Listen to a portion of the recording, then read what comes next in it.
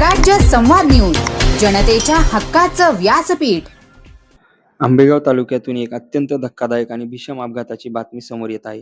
घोडेगाव भीमाशंकर रोडवरील शिंदेवाडी हद्दीमध्ये 3 वाहनांचा विचित्र अपघात झाला असून या भीषण अपघातात एका रिक्षा चालकाचा जागीच दुर्दैवी मृत्यू झाला आहे. मिळालेल्या प्राथमिक माहितीनुसार रविवार सायंकाळी 4:15 ते 4:30 वाजेच्या सुमारास हा अपघात घडला. किशोर रामचंद्र नवले असे मृत रिक्षा चालकाचे नाव आहे. किशोर नवले यांची रिक्षा नंबर MH17 AJ 1282 घेऊन गोडेगावच्या दिशेने येत होते. याच दरम्यान भीमाशंकरच्या दिशेने भरधाव वेगात जाणाऱ्या एका व्हेन्यू कारने नंबर MH14JX 5002 या गाडीने रिक्षाला समोरून जोरदार धडक दिली. ही धडक इतकी भीषण होती की रिक्षाच्या पाठीमागून येणाऱ्या अर्टिगा नंबर MH14 JR 1873 या गाडीलाही जोरदार धडक बसली.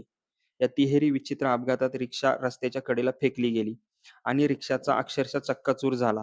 तसेच अर्टिगा गाडीचेही मोठे नुकसान झाले आहे. अपघाताचा मोठा आवाज ऐकून परिसरातील स्थानिक नागरिक आणि इतर वाहन चालकांनी तातडीने घटनास्थळाकडे धाव घेतली. गंभीर झालेल्या रिक्षा चालकाला तातडीने घोडेगाव येथील ग्रामीण रुग्णालयात दाखल करण्यात आले. मात्र दुर्दैवाने उपचारापूर्वीच डॉक्टरांनी त्यांना मृत घोषित केले.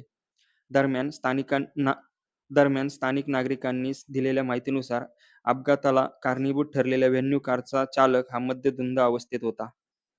इतकेच नव्हे तर या व्हेन्यू कारमध्ये दारूच्या बाटल्या देखील आढळल्याचे प्रत्यक्षदर्शींनी सांगितले आहे. या घटनेमुळे परिसरात तीव्र संताप व्यक्त केला जात असून घोडेगाव पोलीस या प्रकरणी पुढील तपास करत आहेत.